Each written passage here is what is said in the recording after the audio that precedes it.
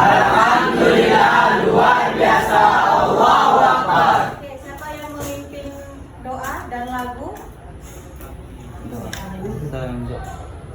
Udah doang.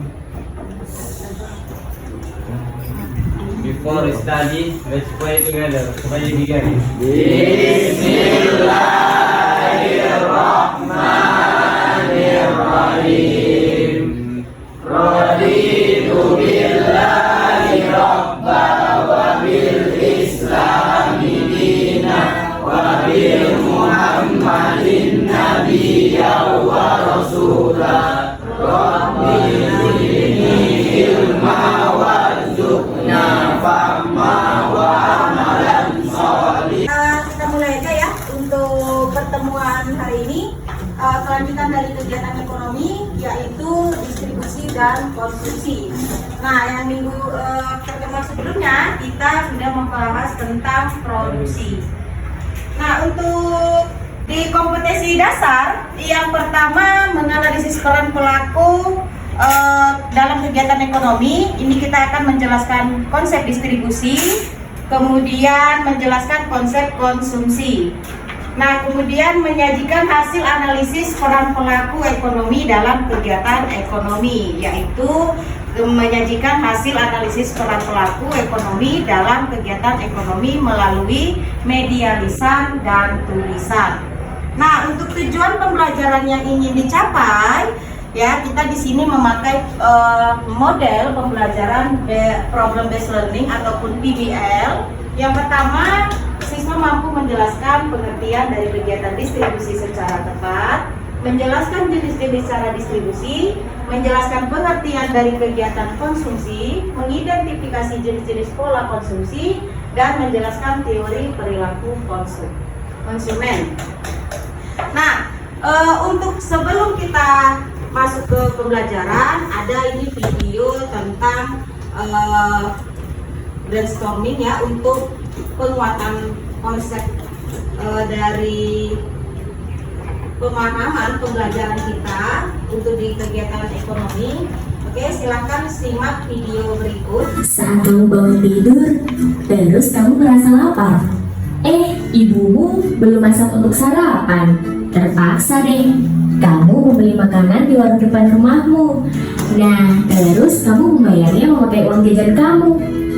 Dari kegiatanmu ini, kamu sudah terlibat sebagai pelaku ekonomi. Di mana ketika kamu membeli makanan, terangkat faktor internal pendapatan. Di mana semakin tinggi pendapatan seseorang, maka semakin tinggi pula tingkat konsumsinya. Kalau kamu sedang bercermin dan melihat rambutmu yang sudah panjang, kamu termotivasi untuk merapikan rambutmu, yang akhirnya kamu pergi ke salon terdekat untuk mengirimkan barang tersebut ke koperasi. Disinilah faktor produsen dapat mempengaruhi kegiatan distribusi juga. Sedangkan sifat perantara terhadap kebijakan produsen itu termasuk faktor perantara. Di barang dan jasa dari tangan produsen ke tangan konsumen ini, kamu bisa memilihnya dengan mata-rantai distribusi. Dari kegiatan itu, koperasi memakai mata-rantai distribusi pendek, yang artinya dari produsen ke satu perantara atau Jadi distribusi dan konsumsi sebenarnya ini saling berhubungan dan punya keterkaitan dari mata rantai kebutuhan manusia. Nah, siapa yang bisa menjelaskan apa tadi itu distribusi? Ada? Ya, silakan. Sini. Nama saya Imam Haji. Jadi saya menjelaskan aktor distribusi. Ya, Distribusi silakan. adalah salah satu kegiatan ekonomi untuk menghubungkan antara produsen kepada konsumen. Oke, terus? Pelaku distributor adalah orang yang menyalurkan barang, yang mengambil barang dari produsen, kemudian menyalurkannya kepada pengecer, yang kemudian disalurkan kepada konsumen. Silakan. Enggak? Terima kasih Suni. Ada lagi contoh dalam kehidupan sehari-hari. Misalkan kamu habis olahraga, kemudian kamu merasa haus. Nah, ketika kamu minum dan minum di gelas pertama itu bagaimana rasanya?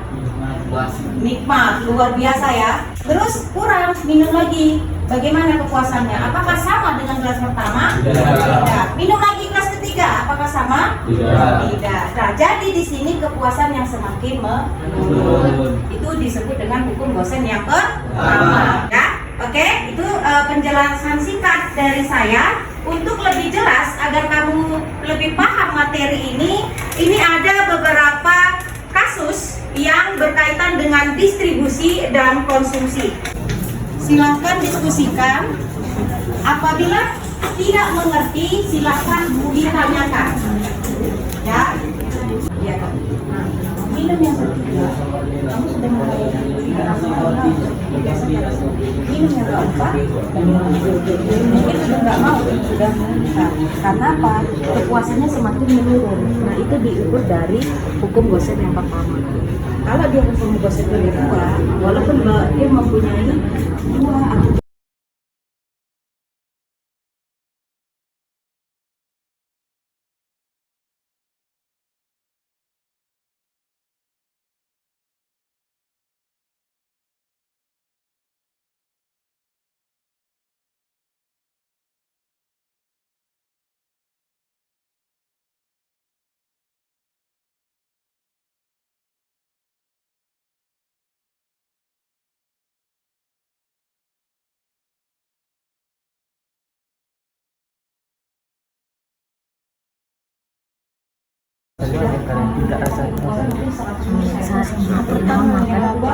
pertama dia akan merasakan tingkat kepuasan yang lebih.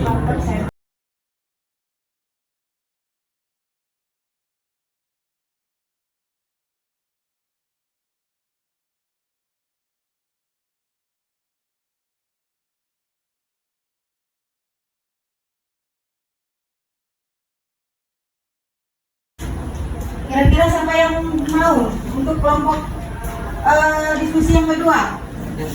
Ya, silakan. Bismillahirrahmanirrahim. Assalamualaikum warahmatullahi wabarakatuh. Kami dari kelompok 3 ingin mempresentasikan hasil diskusi kami tentang permasalahan konsumsi di permasalahan yang nomor 2. Di Italia, sepeda lebih populer ketimbang mobil. Catatan baru dalam sejarah terjadi di dunia otomotif Italia. Sebagai negara yang memiliki otomotif dengan merek-merek legendaris seperti Fiat, Ferrari, Lamborghini, hingga Ducati dan Piaggio, ternyata minat penduduknya mulai bergeser untuk membeli sepeda. Hasil survei koran La Repubblica menunjukkan sepeda terjual 1.750.000 unit dan kendaraan bermesin cuma 1.748.000 unit. Hal ini tak lepas dari semakin parahnya krisis ekonomi di Eropa hingga menimbulkan efek cukup besar terhadap harga bahan bakar. Sepeda pun kini tampak di mana-mana. Bahkan wanita karir yang kesehariannya naik mobil kini ganti mengayuh sepeda. Banyak keluarga membeli sepeda hingga mengistirahatkan beberapa mobil di garasi rumah. Perubahan ini sangat drastis dan tampak bertolak belakang dengan predikat Italia yang menjadikan mobil sebagai simbol kemewahan. Negara dengan ikon menara Pisa ini adalah salah satu yang konsumtif dalam terhadap mobil dengan tingkat kepemilikan sekitar 60 mobil untuk setiap 100 orang. Dengan krisis yang menghantam, pengangguran pun makin banyak dan mobil mulai menjadi sebuah kemewahan yang tak terjangkau untuk sebagian keluarga. Selain itu, kabarnya harga bensin sudah menyentuh 2 euro atau 25.000 per liter. Di angka tertinggi Eropa. Dengan harga bensin itu, biaya setahun untuk memelihara mobil diperkirakan mencapai 7.000 euro atau 87,5 juta. Dari berita di atas, jawablah pertanyaan berikut. Faktor-faktor apa saja yang mempengaruhi konsumsi tersebut? Oke, di sini saya akan menjawab soal pertama. Adapun faktor yang mempengaruhi konsumsi tersebut yaitu A. faktor harga. Dalam konteks ini, harga bensin yang naik drastis menurunkan minat masyarakat Italia untuk menggunakan mobil. Dari itu ada lagi faktor harga barang lain. Harga sepeda yang jauh lebih murah serta tidak memerlukan bensin adalah alternatif terbaik bagi masyarakat Italia daripada mobil yang mahal dan bensin yang naik drastis.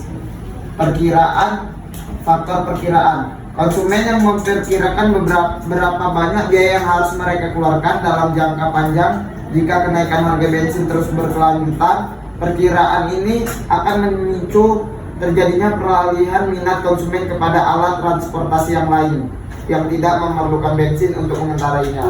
Dan juga ada faktor yang mempengaruhi konsumsi tersebut, yaitu tentang pendapatan. Di teks sudah dijelaskan bahwa Eropa mengalami krisis ekonomi yang dimana penduduknya mengalami semakin kecilnya pendapatan.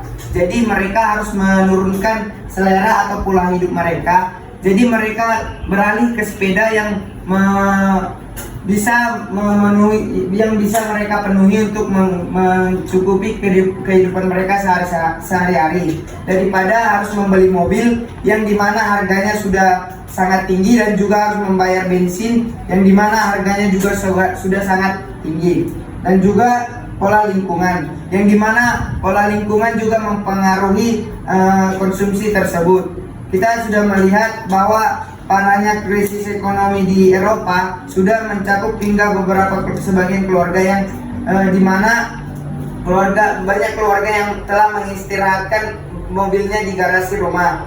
Jadi orang itu tidak memikirkan tentang gengsi lagi, karena udah banyak keluarga yang mengistirahatkan mobil di rumah masing-masing karena tingginya harga bensin. Dan juga ada harga barang substitusi yang telah dijelaskan tadi, yang dimana harga mobil sudah sampai mencakup hingga 7.000 euro atau 87,5 juta. Jadi dari teks yang di sini kita dapat melihat pengaruh-pengaruh konsumsi yang mempengaruhi distribusi yang ada di Italia, dan juga analisislah dampak positif dan dampak negatif dari pergeseran perilaku konsumtif masyarakat Italia dalam berita di atas. Dampak positifnya adalah peralihan ini akan menjaga kestabilan indeks per kapita negara Italia. Yang kedua, pemakaian bensin yang berkurang akan menyebabkan turunnya tingkat polusi udara di Italia, dikarenakan bensin sudah jarang digunakan dan kendaraan bermotor sudah tidak ada di jalanan. Yang ketiga, hal ini juga akan menjaga kestabilan persediaan minyak bahan bakar. Dampak negatifnya adalah industri otomotif negara Italia akan mengalami penurunan pendapatan. Hal ini tentunya akan memicu lesunya perekonomian nasional Italia, sehingga yang bisa digunakan hanyalah harapan dan pendapatan dari kegiatan impor. Apa saja yang kamu ketahui dari distribusi dan konsumsi? Dari yang sudah kamu baca. Oh ya, silakan.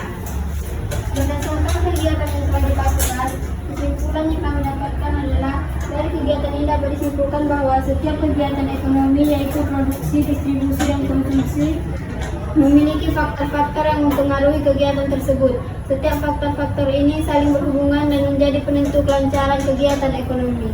Jadi kita akan bermain game, ya, permainan. Oke, silakan. Produksi.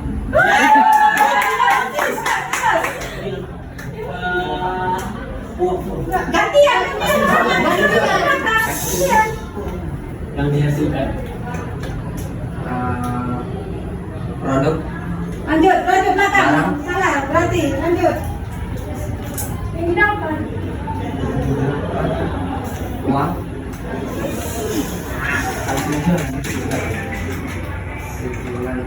Keuntungan. Selain keuntungan. Pendapatan. Modal. Yes. Habis.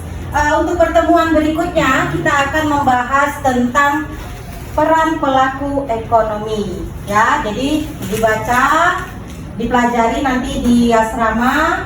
Nah, untuk pertemuan berikutnya kita akan bahas peran pelaku ekonomi, ya. Amin. Itu saja untuk hari ini.